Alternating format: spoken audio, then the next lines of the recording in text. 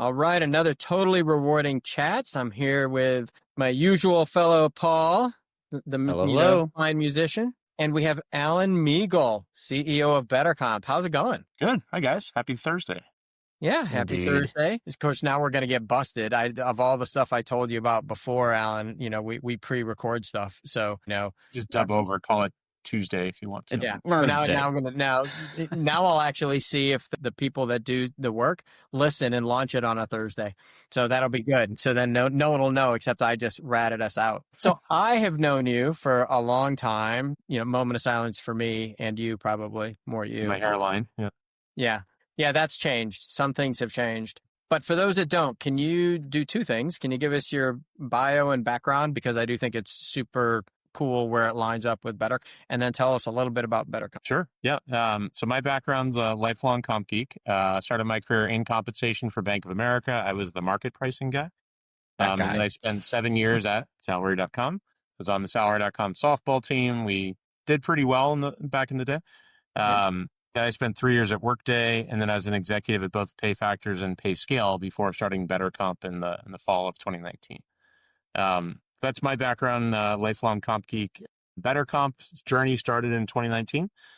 PayScale gave me a nice package to walk out the door and started BetterComp about 3 months later with the idea of really up-leveling the world of compensation. So we focus on that kind of large enterprise customer that has a lot of data in a lot of places. We help them by giving them tooling to be able to manipulate large amounts of data using the most modern tech platform in the industry. We're up to about just over 200 customers now. I raised our Series A back in July, about $33 million. So we are off to the races. If you want to add any color around raising a Series A, because obviously you went from the friends, family, and fools round, right? That everyone goes through fundraising, everything, and have been super successful. So can you, it doesn't happen all the time to every comp company. So can you give a little insight of how that went or highlights or lowlights? Yeah. Other than the hairline, I guess that probably changed, going through the process. It was more my weight line, honestly. It was, I put on some poundage for a while there. So when we started BetterComp, part of what we looked at, we did look at raising some funds. We talked to VC. And this is back in 2021, where a lot of companies raised a lot of money with not a lot of revenue behind it. But part of what happens to you is if you raise too early, it really changes your journey. You become a VC-funded company. The only way you can possibly exit is if you exit for over $1 billion. Otherwise, you kind of end up in a slow, somewhat painful demise. We took the approach of we wanted to be able to control our own destinies for as long as we could. And so we did some friends and family. We did a couple different instruments, one of which is called convertible notes. The other one's a SAFE, which is simple agreement for future equity. But they're basically just ways that you can raise smaller rounds. So we got checks of friends and family of between 50 and up to 250 or 300K from a few investors. And we decided to do that for quite a long time. Most companies bootstrap for a year, maybe 2 years. We bootstrapped for 5 years. It was a solid 5 years before we raised institutional funds. And at some point, the checks become bigger than, the guy that you play tennis with can write for. And you see a bigger opportunity in front of you. And early on, I did lose sleep over the idea of what if we raise funds and then we're not the owners of our own company. Later on, once I knew we were going to own the majority of the company, I frankly lost sleep over what if there's market opportunities out there and we're not in a position that we can go capture. So we chose to raise when we did with the idea that there's a lot of market opportunity in front of us. Some of our competitors are not doing as well as they would like. And we wanted to be able to take the opportunity if it presented itself. And so that was the timing for the raise and the reason to take funding. But even after the raise, we do control our own destiny. We still own the majority of the company. The founding team still owns north of 65% of the business, which is usually about double what Series A companies still own. And it should be the last round of funding that we ever raise. So it should be put us on a nice path. No, that's super cool. I think it's great insight. I was lucky enough to do some M&A stuff through life and watching people's journey and when they make that decision and the rationale behind it. I think there's always cool insight, especially, I would say people in the world of, rewards. You only get so many chances to look at that because a lot of products are part of bigger suites and other stuff. So yeah, I think that's really cool for kind of sharing that. The only other thing I'd add, just because I want to see your live reaction to it to an extent, Alan, I think when you did it I think you undersold it a little bit. Raising money in early 2025 was not an easy time to raise money. And it suggests something about traction. And I'm not going to ask you to sort of talk about that because I don't think you disclose all those numbers, but it suggests something about momentum because investors have not been throwing rounds around like this. Like there are fewer of these things happening. So one's a sort of a congratulations, but I guess I imagine it was a little harder to do this in early 2025 compared to doing it 3 years ago or maybe waiting. I guess I don't know what's going to happen in the future, but it's a unique time to raise money too. Yeah, I think the timing is unique. I'd say we probably could have raised a pretty large round back in 2021, but kind of everyone could. I wouldn't say there's anything unique and differentiating about raising funds back then. Like I know companies that had under 500K in revenue that raised $20 million. And today that company wouldn't even be able to raise funds. So we feel good about the timing, feel good about the dollar amount, obviously, and then the investors are really high quality. Okay. But I think we have a good alignment that it's not like they're not asking us to take their funds and light the world on fire and then go raise another round. Like they're like, take care of customers, take care of employees, focus on innovation, and in the long run, you will win. But you have to find the right balance there. Yeah. And Sean, you jumped right past the speed round, by the way. Like we got into it. But that was part of it. And I'm going to get him right now with the speed round, and then we'll talk about the world of comp management. So really important questions here. This is why I have these because this is more my speed. Alan, coffee or tea? Neither. I don't drink. My caffeine is like a Diet Coke. That's about as caffeinated as. So okay, you get your caffeine fix. That's fine. You do get. I was about to ask, do you have caffeine? But you get your caffeine fix through Diet Coke. Yeah, there's not much caffeine in these things, so it's more just having something. So yeah, I don't like the taste of either coffee or tea. I've probably had more coffee ice cream than I've had cups of coffee in my life. But it was actually one thing in Europe. I just got back from Europe last night, and I had to say, like, it looks really nice to sit in a cafe and have this little tiny cup of coffee and stuff. So, but I'll just eat the pastry that they have, not the coffee. Favorite golf course you've played at? I played some really great ones. Like I played Pinehurst and Pebble Beach. I think my favorite though is this little course in Tahoe called Coyote Moon. It is not a fancy. It's a nicer course, but it's not like really high end. But you just get this kind of Tahoe specific topography where you get like big drops and big carries, etc. But you get also like a giant boulder behind the green that you just the aesthetics of the course are just cool like that. That is definitely, I'll call that my favorite course. Okay. I would have lost money on that somewhere. Yeah. You have a weekend away, which may be to rest. And I know you have kids. So now we're going to go with a weekend away that you can just escape. Mm. Would you want a posh weekend or a roughing it weekend out in the woods? Posh. Yeah.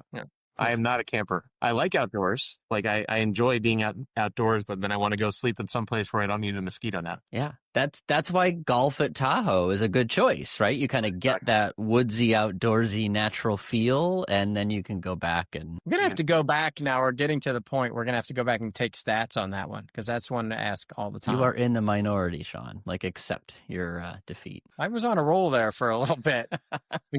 Friends, plural. But yeah, we're back to the norm of posh.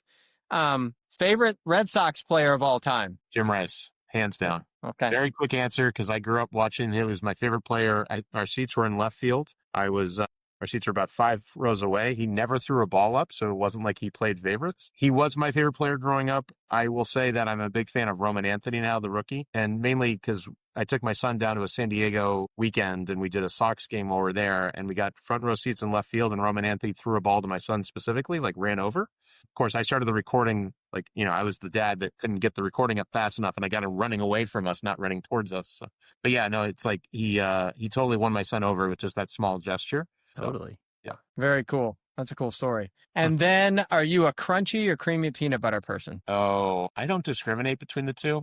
I do like creamy, but the occasional, I could do some crunch too. So, what's in the pantry right now? Creamy. All right. So, yeah. I'm like, we're getting a lot of this, it depends consultant answer. It's like, a lot of people running for peanut butter office. You're not going to offend the peanut. No. Yeah, it's okay. The peanutally challenged or something. I don't know. We have a Jif in there right now. It's creamy, but sometimes you get it freshly ground and it's got some little chunk in there. That's okay too. I am definitely a orange juice with pulp kind of guy though. The more pulp, the better. And if it's pure filtered out, it doesn't feel like it's real orange juice to me. So then you should be a crunchy peanut. That's sort of take the food and eat it more naturally. I know as we go to the stuff here, I did not see that segue coming from peanut butter to orange juice. I get the I just didn't see it coming. So I'll let you kick off, Paul, wherever you want to start, because I know you've done a bunch of stuff around comp management, like probably more than you want to recall. A lot.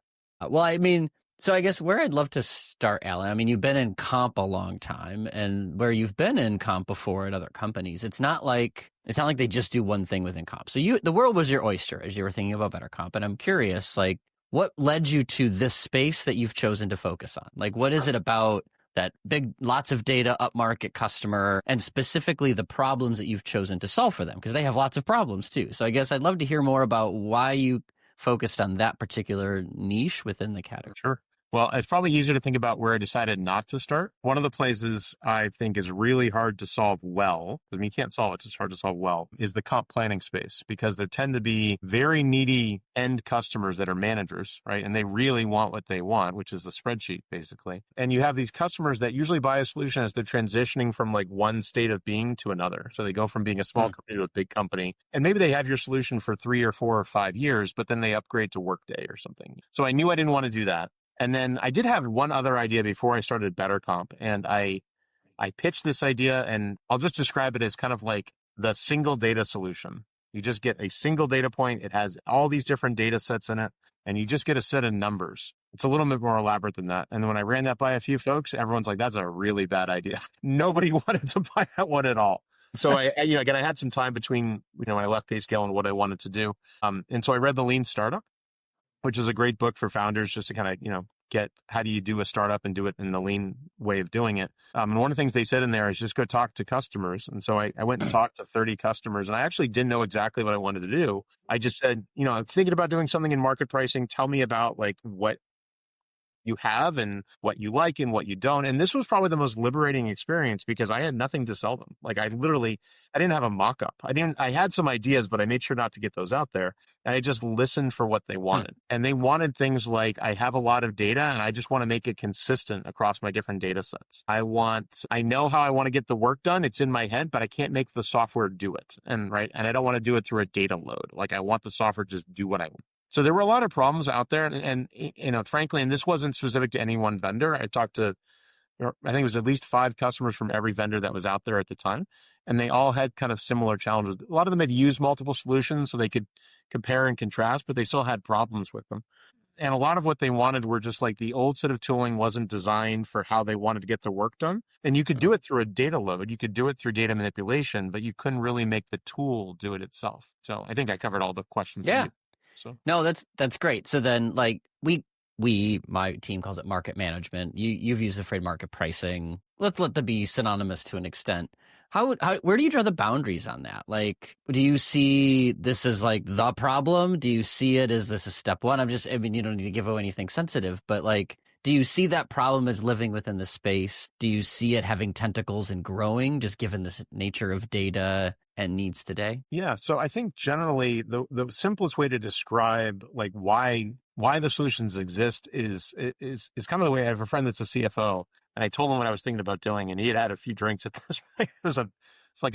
All the ideas are good now. I think it was a Christmas party or something in the winter that year. And he said, I don't care at all about market data in the whole process around it. I just want a number, and I just want to know what the number is. And so it kind of like, it was a nice, aside from the colorful language he used at the time, it became kind of this idea of like, what you're trying to get to is that answer. You want to know what is my job and what should I pay it? Everything else is just noise, right? So if I have to like take different surveys and weight them, or if I have to, go buy the right data set and read the job description, like all of it's kind of noise. You really, in the end of the day, just want to get down to what is my job and what should I pay?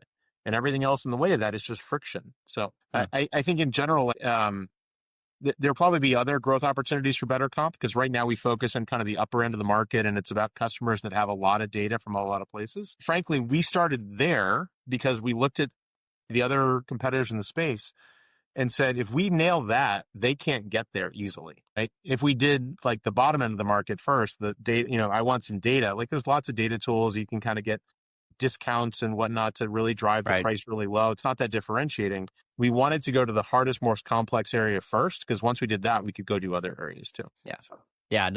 You don't have to confirm or deny, but I'm on record where a use of funds we expect is to sort of come down market a bit, because there's a lot of people with problems and lots of data, just not quite as much as some of these crazy global upmarket customers. But yeah. I think to be fair too, that was smart on because, the complexity problem is real, right? There's a point at which small and mid-size, like they've got to get off of $0 and the budget's small and like they have to buy your product. And it's a legit question. Can you do this well enough in Excel? Right.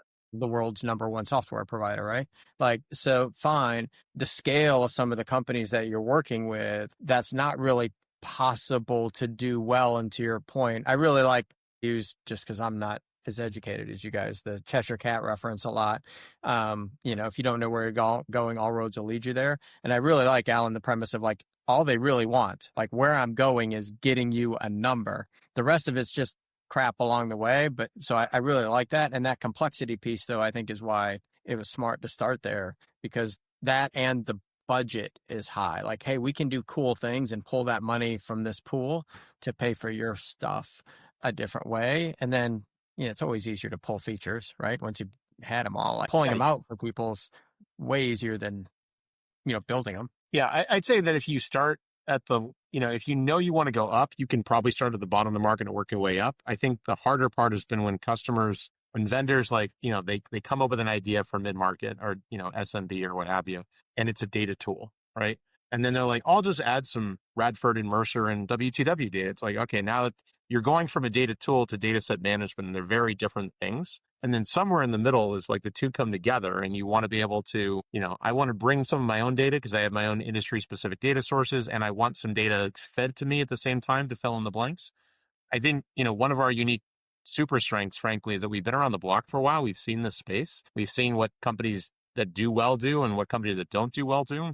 We'll try not to make their mistakes. We'll make our own mistakes along the way. Don't repeat the sins of the others. You'll come up with your own new sins. I love it. The next question is not about what makes for a great customer for you. It's more about once somebody's decided to be a customer, what do you hope is true about them? And I ask it from the frame of, for all of those people out there listening, that like, what do I need to get my house in order on my path to automation, right? Because I'm taking as a starting point, the tech doesn't solve everything. So what are the problems that you think they need to solve non-tech wise so they are really ready to get the most out of technology? I think the best customer for us are the ones that, let me say, the customer that's harder to work with is the customer that says, here's what I do, and this is the way I do it. And we say, well, why do you do it that way? I don't know. I just do it that way. It's like, because. Right. And again, it's like, sometimes I get it. There's sometimes like your CFO wants it a certain way. You need it a certain way. But oftentimes, like if you have a way of doing it and you're just doing it because you've done it for 5 years, you never thought about, should I be doing this? Like think about like very specific weighting methodologies. It's like, does it really matter if you weight something 2-2-1 versus 50-50-25 or 20-50-20-20-25? Not really, right? So in general, like I think customers that show up and they understand data and structure and they want to get to something more scalable. It's the customer that kind of shows up and says, especially the folks that are like the VP and the directors understand like that they have to evolve and they have to adapt, right? But they may have like a customer that they've done something a certain way and they've had a certain tool that functions. I do things A, B, E exactly in that order. And it's like, well, you could do A and B and never have to touch them again and then do C, D, the other three letters, whatever I didn't name, and just get through the work a whole lot more efficiently. It's kind of like what was that? I think it's a Something About Mary quote where the guy's just like he needs like his 6-second abs and nobody doesn't want the 5-second abs. And like, those are the customers where it's like, okay, we'll work with you, but it's, you could be doing it twice as fast if you just thought about it a little bit. To build on that, are there certain things, I guess, same question, different way, certain things that must be true for them to be able to work with you to buy the software? In other words, like you have to have this stuff or have a job art, like, I don't know. Are there things that must be true or you make them go back and do some homework before they kind of, get the software rolling? Yeah. So we are a data set management tool. If you don't have any data sets, we got nothing for you right now. Right. Yeah. Yeah. So you got to have some surveys. And we'll help you find some surveys. So you have none, you're getting your first data sets going. We'll help you find the right data set. We'll refer you to some good top tier vendors that have good data sets. And sometimes what happens is we say, you don't have any, you don't need a solution like us until you have like 2 or 3. But if you just want one, here's one, you should just go buy it and use it. And you don't need us right now. And that's fine because the customer ends up in a better place. They remember us. We've had some customers who, we don't sell them anything and they send us, a referral to somebody else that they're like, well, I used to work at this huge Fortune 500, they need something better than what they have right now. And so again, the customer got some better data, and we got a referral into somebody that can use what we do today. Yeah. So the first mutual customer I think that we had no job architecture, no like job codes were just random numbers to some extent. So like there's no must-haves to the way you framed it, Sean. But I do think, not to stump for a particular software, but like you get more out of it if there's some frameworks and principles that you can use to sort of report and manage some of the secret sauce of BetterComp better, right? Like if your data knows that job A and job B are very similar in some way, then the software is going to do a better job at helping you manage the connections between those jobs better, or find appropriate matches, or scale them as you move into new markets, right? So it's not a requirement, but there are definitely some artifacts or some concepts that make it helpful, right? Is that a fair sort of capture of? We tend to play better with customers that have a lot of data and also have some organizational structure to them. Like we do have some customers, they show up and they're like, we have no job architecture. We just have a series of random jobs, and I barely know the codes that I have. Like, okay, well, we can help you. But a lot of our differentiators really come from like, you've got job families, you've got job levels, you know how your levels compare to that of surveys. Like you've seen this rodeo before, right? You know what you're doing. Again, it's always interesting when you have these sometimes you get big customers who act like small customers, right? They don't have a job architecture. They don't have consistent market matches. They sometimes cherry pick data from surveys rather than find the best match. I think we all have customers like that, but it's interesting when they're really big and they have like 20, 30, 40,000 employees. Yeah, I actually find sometimes it's more, because a lot of those orgs have grown through acquisition. And as a result, they've got like 3 different versions of job codes sort of dangling out there. Or maybe they managed by region once, and then they decided to manage by business unit. And as a result, like you just get these Frankenstein structures that. Well, that's the interesting part, I think, of this is like company size. You have to measure by something. I think that's when people talk about it all the time, but it's really company complexity, right? You got big companies who act like little companies and little companies who have 600 people and 400 jobs legit. And you're like, okay. And they've got a bunch of data. You're like, okay, that's fine. And so that's always the interesting thing to me is you have to kind of put them in buckets. And I've always in my head, like your company, like you guys handle, like it's complexity. Like I got a bazillion people in a bunch of different places with a bunch of different jobs, potentially countries. That's like, I gotta wrangle all this up. Highly technical term. So yeah, the way we describe it is like you bring a bunch of complexity to us. We help add structure to your complexity so you can manage it more efficiently, right? Oftentimes, like I think a lot of people show up and they've had to do so much to, massage the other systems to work the way that they want to. And they've developed their own framework for methodology. Like they have their written framework and their written thought processes. And we take those written things that they have to, the cheat sheet thing where if you know what cuts you want to use every time, why don't you go to your cheat sheet kind of stuff? So it makes it a lot more efficient. We call them policies, but they're ways to get work done that are a methodology of doing the work. Yeah. Yeah. What do you find is the primary friction point? Like you kind of answered this, maybe I want to answer differently, but like we talked about what's sort of helpful, right? What's your dream? You did describe a little bit like somebody who's coming with a very specific, it must be done this way. But are there other like common, like just hurdles, like things that have to be overcome when somebody's thinking about moving away from spreadsheets, moving away from manual processes to automation? And maybe one of it is just acceptance that it's not going to be the same, but maybe give me the next 2 on the list. Like what are the other friction points that your customers have to overcome when they're on this path towards automation? Yeah, I think I don't know if you have to overcome it so much as deal with it. Sometimes you just have messy data, right? No. You have data. Say it isn't so. Sometimes? You've got imperfect job. Like you say you've got job families, but you don't have any subfamilies. So you have everything in finance. Like, right? Or you had a customer today that says, we're going to have data from 2 HRISs and some of the employee IDs are the same. How do you deal with that? I'm like, I don't. You deal with that. Yeah, that's right. It sounds like a you thing, not a me thing. Yeah. So I think in general, like, I think comp systems often find themselves as kind of the slave system to like a Workday or a PeopleSoft or what have you. And like, if your system of record has messy data, like messy is different than I want to add more structure to it. Like, that's okay. But if you have really messy data and you've never cleaned it up, like buying another software system's not going to fix it for you.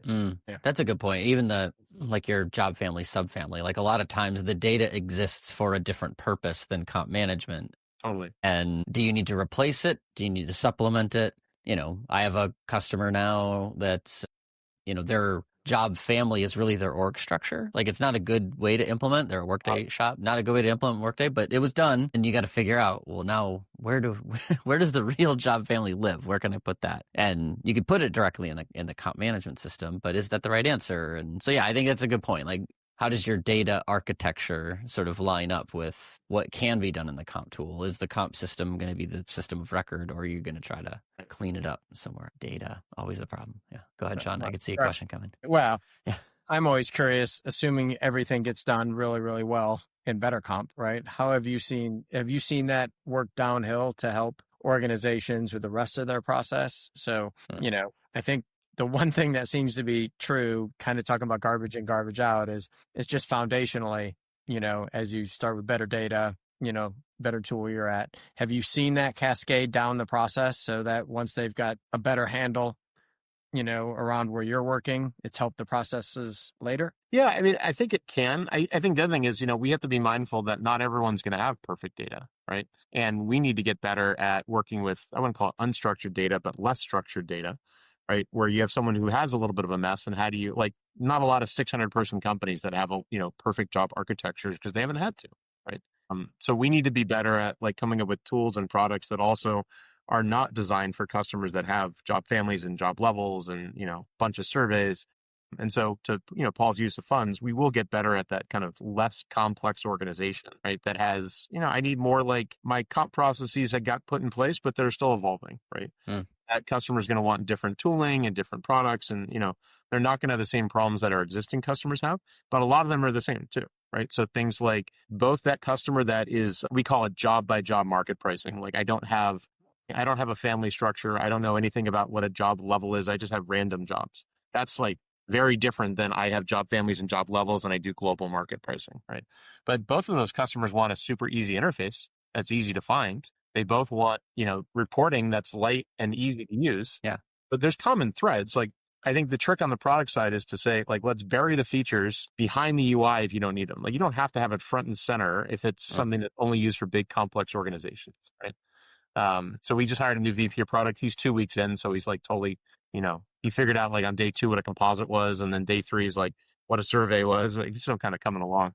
But, he brings a perspective of having worked in the HR space. And there are companies out there that have already mastered the idea that like not everyone needs every feature. And how do you, segment out what you offer to folks in a way that lets you tailor the use case and tailor so each customer then feels like they've got an experience designed for them, but it's one set of code, it's one set of features, right? And just things are turned on and off by module.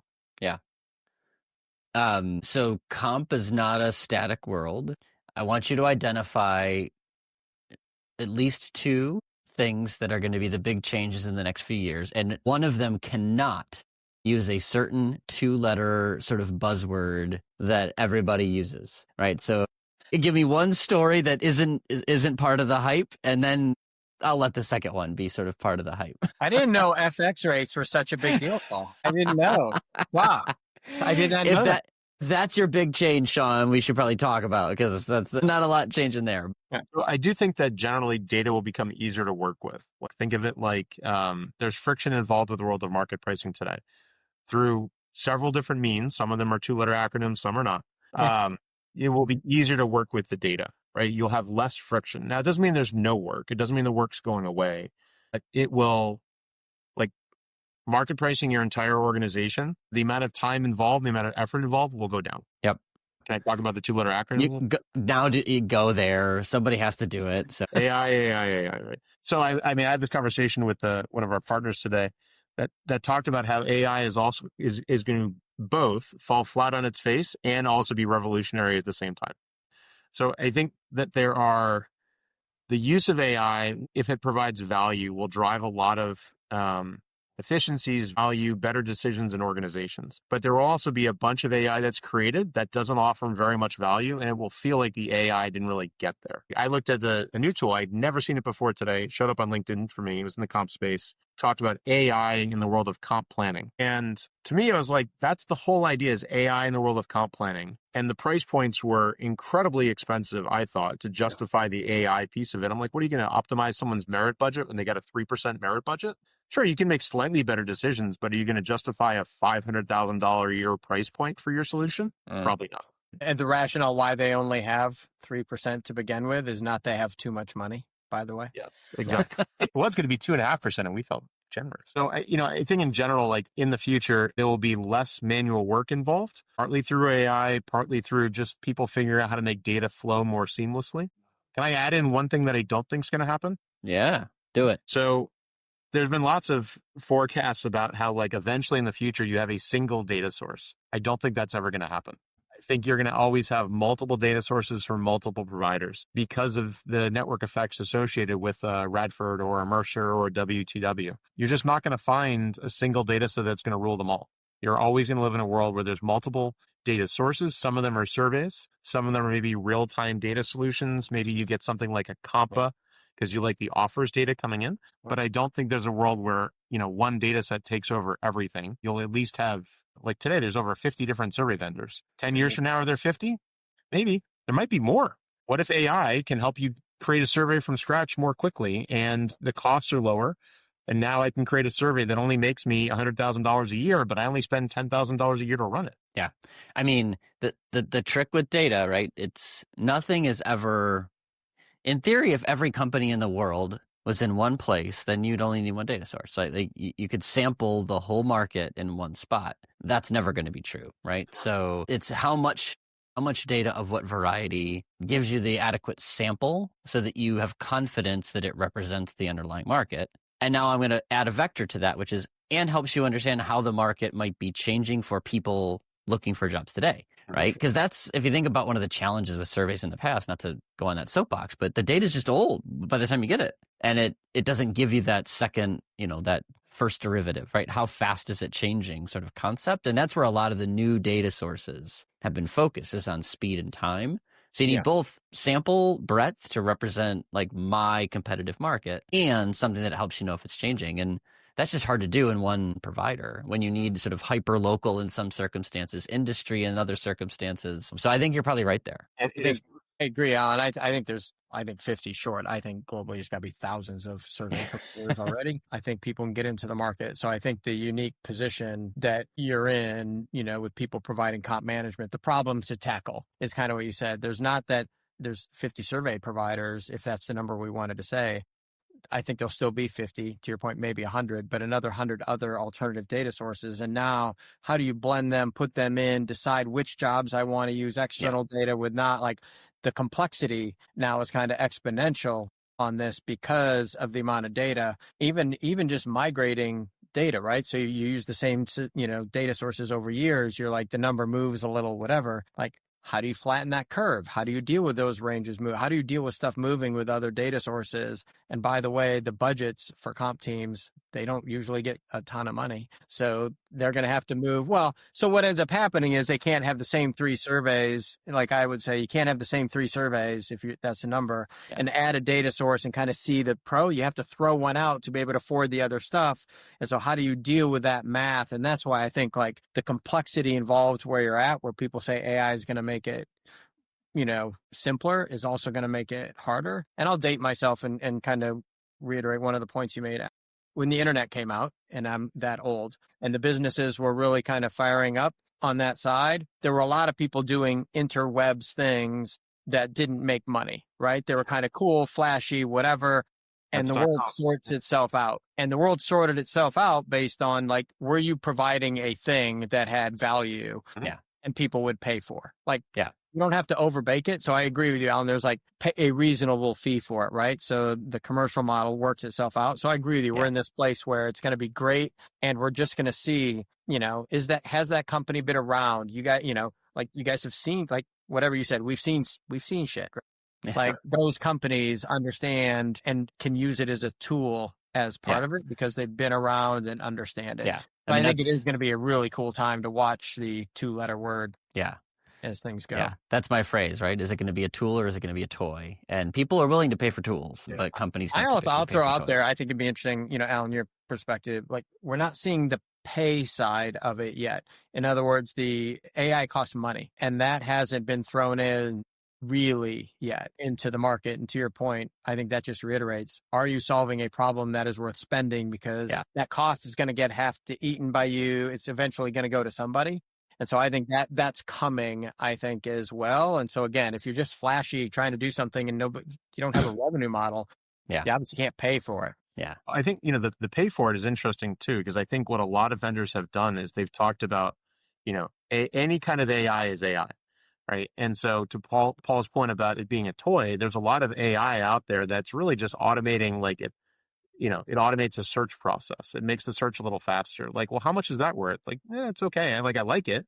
Like, I'd rather have it than not, but do I want to pay an extra, whatever, 10 grand a year for it? Probably not. But something that helps you make better decisions, and I can retain my employees better, and I can, hire better or make smarter offers. Like, sure, there's value in that, because I can tie that directly back to, like, if a tool out there can improve my offer acceptance rate by 10% and I can fill my roles 10% faster, I'm going to drive value in the organization because I'm getting people into butts into seats faster and they're productive. Yeah. So we're gonna quickly come up against sort of an end of timeline here. So Alan, our closing question typically is like, pick a problem that you could magically solve. No constraints, no budget needed. Like, what's the big HR problem or comp problem that you would automatically choose to solve? Like, you had to put it in HR, because I had another one, which is you be you, man. If you want to go bigger, that's fine. I mean, if it's solving the Red Sox rotation or something, you can put it to the side.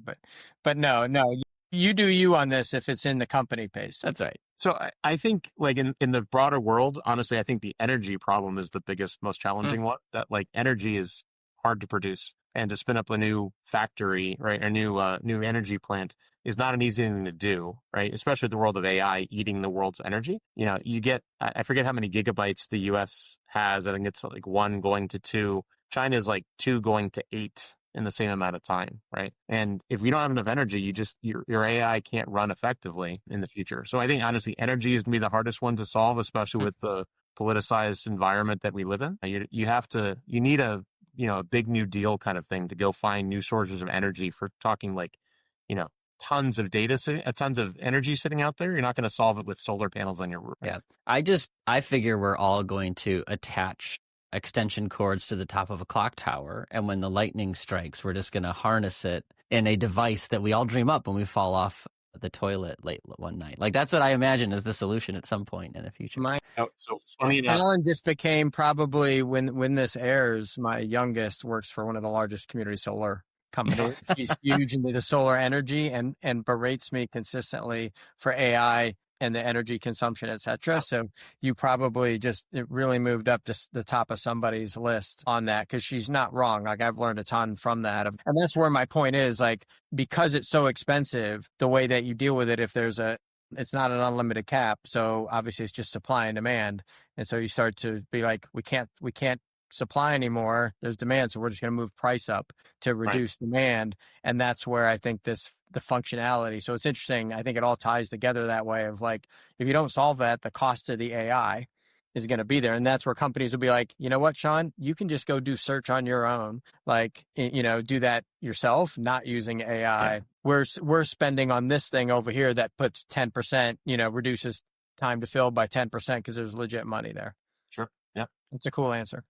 Cool. Yeah. Thanks so much. I really appreciate it. It's always good to get another, Red Sox fan on. That's always a bonus. We should have had Red Sox gear on. I should have gotten out in front of this and got some Red Sox gear on. I just appreciate that Paul's got the good, better, best comp in the background. So. Yeah.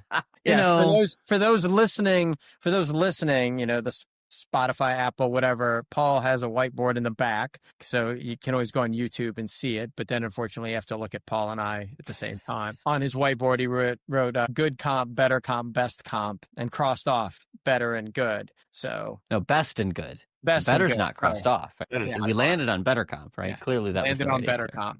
I'm gonna start a company and call it Even BetterComp, just to get after you, Alan. No, honestly, the genesis of the name was about the idea of always getting better and furthering yourself, not getting to the best. It is not a destination. So I see what you did. So there. Paul's right now going online and getting even better comp. So your whole premise going to be faster, even better comp. Like, I'll just keep putting those adverbs in front of it. Long URL. Hey man, thanks. I really appreciate you taking the time out with everything Yeah. going on. I really appreciate you taking the time out. Always great to catch up. I Yeah. appreciate it. Thanks, I Alan. appreciate it. Thanks for having me, guys. Appreciate it.